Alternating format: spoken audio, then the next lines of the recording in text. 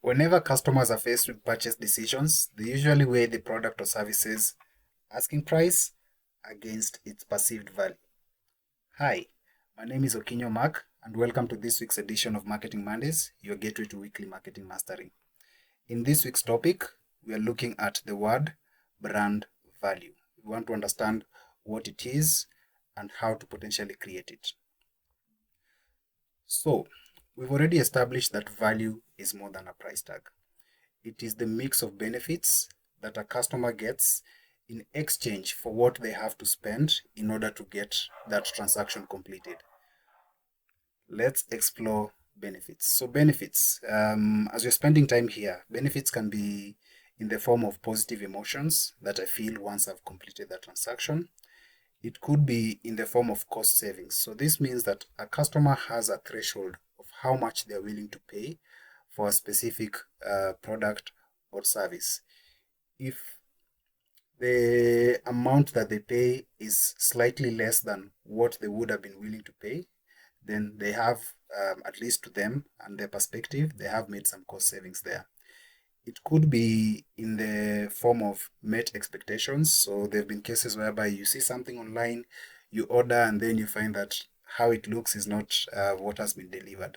But in these instances where what you saw is what you got, then they met your expectations and you could be satisfied with that transaction. It could also be social status. Sometimes, whenever you buy either a product or a service that has a premium attached to it, then we could say, or you could feel like you've entered a certain social status.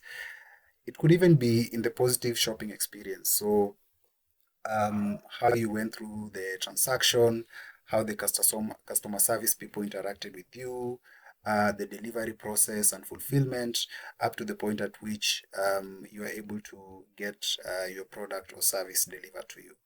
All right. So when we say benefits, it could be one of these or it could be all of it. Yeah. So that's on the benefit. But for you to acquire these benefits, it means you have to spend. So what are you spending? The costs could be in the form of effort. So how difficult does it have to be before you're actually able to complete this transaction? It could be in the time that you sacrificed between when you gave out your money and when you got the service or product. It could be in the form of the selling price. So this is the monetary value that you have to actually spend. And it could be sometimes even the friction that is involved in the entire pipeline from requisition to fulfillment. So whenever you take all the benefits that you're getting in that transaction, and then you remove all the costs that are associated with that transaction, if you end up in a positive place, we can say that you have acquired value in that transaction. So let's continue. We want to look at this from the perspective of the fragrance industry, just so that we can get an understanding in terms of like how different customer segments perceive the notion of value even within the same product or service category. All right. So we have an example there of Mr. Luxury. So this is somebody who values prestige above everything else. Yeah. So they're willing and able to spend a premium to get an exclusive or a prestigious product or service. On the other end, we also have Mr. Nature. So this is somebody who values the earth, the environment, and everything that it has to offer. And for them, they prefer to get organic scents. Yeah. On the other end of the spectrum, again, we have Mr. Budget. So this is somebody whose primary concern is making sure that if they spend their money, at least to them, it feels like they have been able to capture the value that they wanted from that transaction. So this is somebody who's very cost conscious. Yeah. While still on that, we can go a step further and try to understand how different people perceive value in a transaction. So for cost conscious people, price is the primary consideration, whereby I am willing to spend this much, but if I'm able to get it at this percentage lower, then I believe I have gotten value from that transaction. On the other end, some people get value in the form of utility. So if I'm getting this product, it could be food. So let's say if it's food, how well does it satisfy my hunger? How tasty is it? Is it warm? Is it cold? And such like, yeah. On the other end, it could be an emotion. So it could be an emotion that you want to relieve. So for example, in the fragrance industry, maybe your father used to use a certain cologne, and now once you've come of age, you actually want to also smell the way your dad used to smell. In Nairobi, it's been argued that there are some scents that ladies are not very happy with because it gives them flashback of the character developments that they went through. But I digress. Let's continue. On the other end, it could be availability. So there have been many cases where you had to buy something simply because you saw that it could potentially go out of stock. A good example of this was during when COVID was announced in Kenya, and there was a rush to the supermarket because people anticipated that the supply chain was going to be interrupted, and that could mean a shortage of some of their favorite goods that they use and consumables in the household. On the other end, it could also be the element of choice. So being able to have a variety of options, and then as an individual choosing what most appeals to you um, out of the available options. So for some people, having options is very important. And then on the other end, it could be also quality. So how pristine is this thing? Um, um, what are the additional features that is included in this particular product that potentially does not exist in other options that are available? So depending on who you are and what your value elements are, some of these things might hold a higher weight compared to the others. So while we are still on the fragrance industry, let's look at these three gentlemen and try to understand what really appeals to them. Let's take Mr. Luxury as an example. Yeah, 30 to 40 years of age, male, and earns quite a good amount of income. This is somebody who values unique experiences, could be high quality, could be exclusive, could be very rare, but the underlying item is that it has to be a unique experience that is priced at a premium and potentially inaccessible to the larger category of gentlemen who are in the perfume industry. Some of these customers' pain points, number one, it could be limited availability. So because you're using rare minerals, you're using rare ingredients to make this perfume, sometimes they're not easily accessible, and this could affect the availability of the perfume. So that means if my perfume ends today, I might potentially have to wait a little longer before my supply is able to get a new batch to me. The other thing could be inconsistencies in quality. Sometimes it's very difficult to maintain the DNA of a perfume, mostly because a rare mineral could go out of stock, and then the perfumer might have to find a substitute to make the same batch, and that could essentially affect how batch A smells compared to batch B. So that could also be a potential issue that this customer might face. And then the other one is the challenges associated with exclusivity, because as a brand becomes more popular, as a brand becomes more mainstream, it means more people are going to want to get in on the quality. And essentially, if I wanted to be the only person that has this scent, certainly there may be 10, 20 other people that has the scent, and I essentially lose that exclusivity. So that means Mr. Luxury might potentially want to look for a new or a more niche brand compared to this one that has gone mainstream. An influencer is more of like somebody within the same category of luxury, how they groom themselves. So this person's potentially also going on YouTube, going on other different channels, and trying to understand what is a new thing that is coming out in the perfume industry that I might want to take into consideration. All right, so price not a key consideration for this audience, as long as they are guaranteed of the quality, the exclusivity, and the rareness of what they're getting. Longevity has to do with how long the perfume lasts, whether on the skin or on the clothing. The silage is how well it disperses and can be detected by those around the wearer. And then on the gender profile, probably more male, sense that lean more male than female. And then when we look at this person's decision triggers, number one, in terms of like the things they're primarily concerned about, it could be the craftsmanship. So how well is it done? The presentation, the packaging, does it exude a certain level of premium quality? It could be in the limited availability. So as long as I know that this thing is a limited edition, this perfume, you can't find it in all the shops, then that's what I'm going to go for. And then the exclusive ingredients, because the rarer the ingredients, the more expensive the perfume, and potentially the better quality, the essence you're going to get out of that. So this is Mr. Luxury, and those are the core things that he might potentially use to make a purchase decision. On the other end, we are looking at Mr. Nature. This is somebody who has a deep affinity for the natural world and a strong appreciation for its beauty, serenity, and its importance. His pain points is that he has a worry on the environmental impact of fragrance production and packaging. So the practices that these companies are using, how are they impacting on the environment? Yeah. He also wants to understand why there's limited transparency on the sourcing of ingredients by perfumers. So are they using sustainable ways of sourcing? Are they taking some time to actually give back onto the environment? What are some of their processes?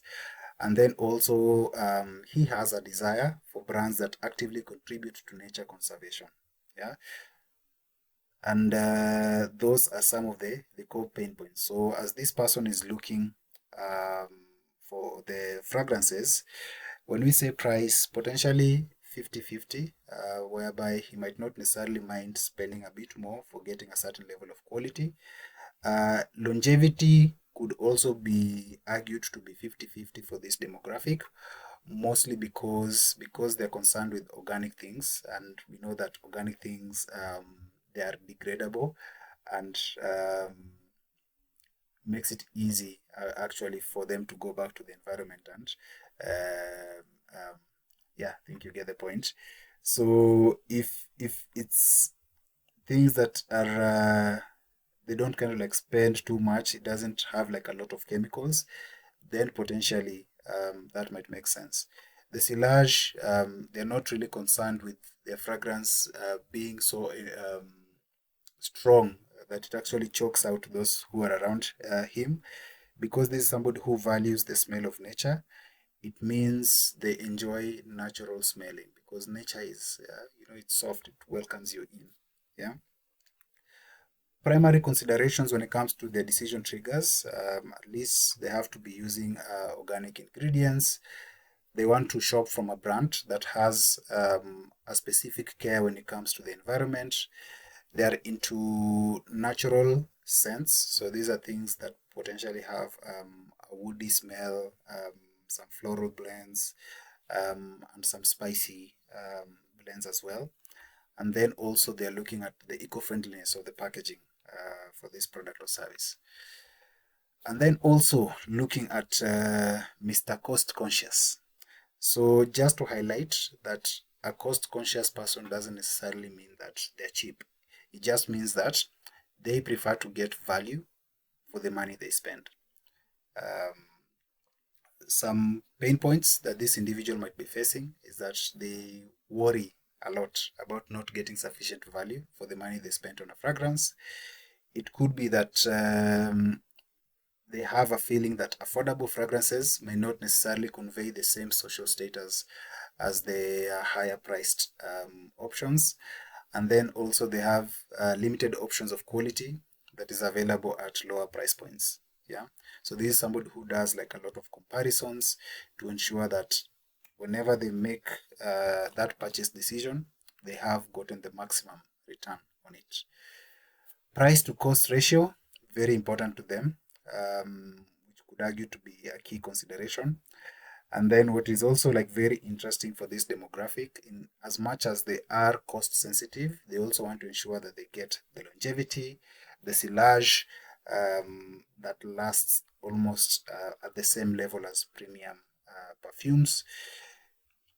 Whether a perfume is gender leaning in terms of like the male or female, not necessarily a core concern, but at least it has to be unisex to some extent, or more male leaning than female.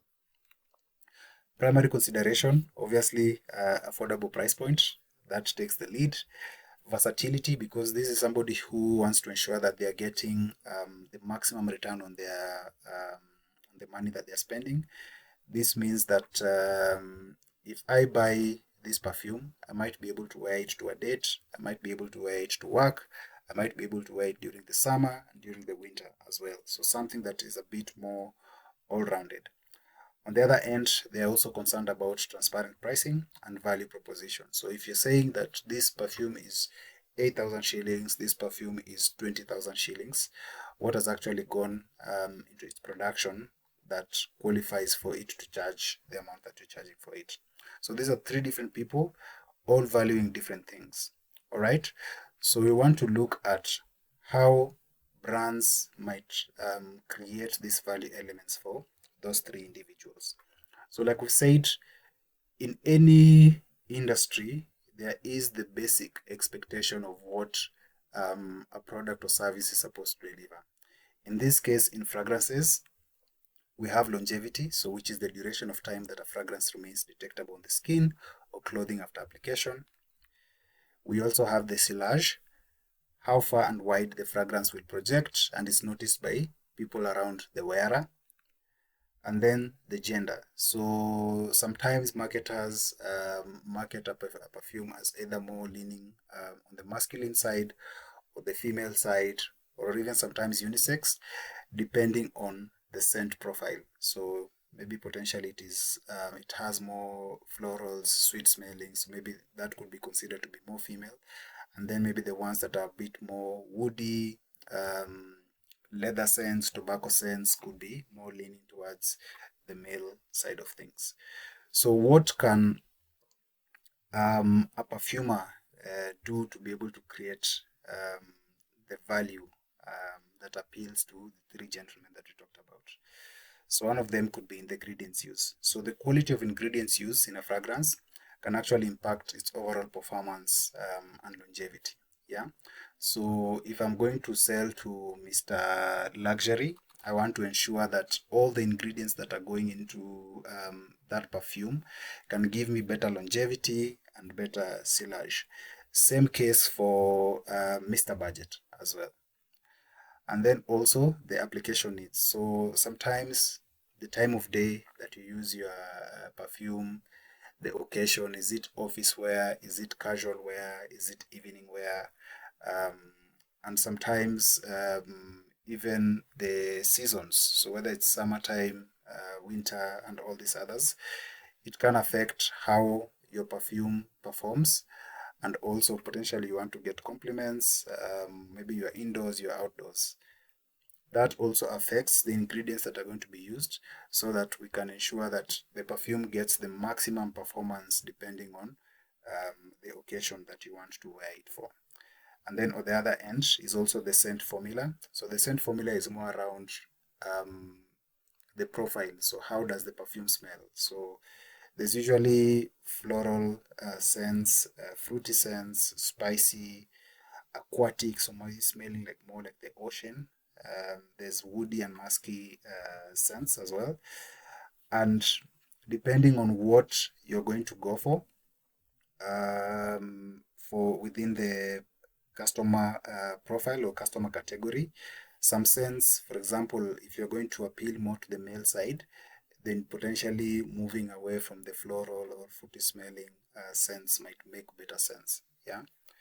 So when you combine all these different things, you are able to create the value that the customer is looking for. On top of the silage, the longevity, and the perfume profile, you are able to affect the price that this perfume is going to cost, and that will also determine whether Mr. Luxury is going to buy, Mr. Cost Conscious is going to buy, or Mr. Nature is going to buy.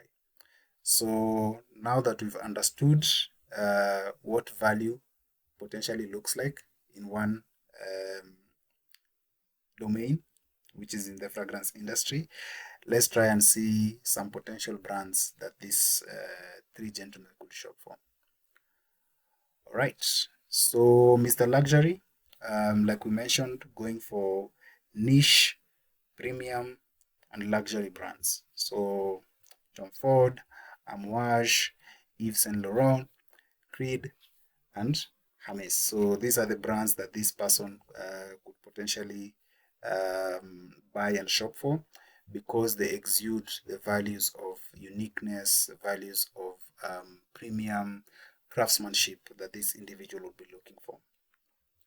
Mr. Nature, so this is somebody who values the environment, so probably preferring perfumes with organic materials, or could be nature themed scents as well. So brands that would appeal to this specific demographic, we have Le Labo, we have Lush, Imaginary Authors, Juniper Ridge, and the like. So these are potential brands that this individual could potentially shop from. And then on the far end, we have Mr. Budget. So this is somebody who's just looking for utility and value. So a brand like Zara, Versace, who usually make very good clones of premium colognes and perfumes. We have Adidas, we have Montblanc, Old Spice also falls in this category. And then, like Versace as well, Amaf also are quite skilled when it comes to replicating the DNA of some of the higher priced perfumes.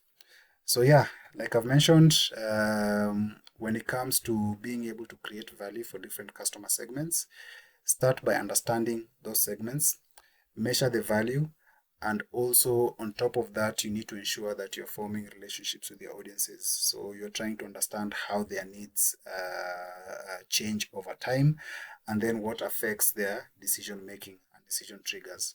Once you understand that, you can be able to create sustainable value as a brand that goes beyond the initial purchase.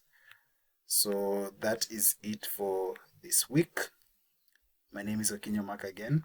I help African founders and entrepreneurs locate the winning zone in their markets through skillful brand and product positioning, interim executive leadership, and operational capacity building.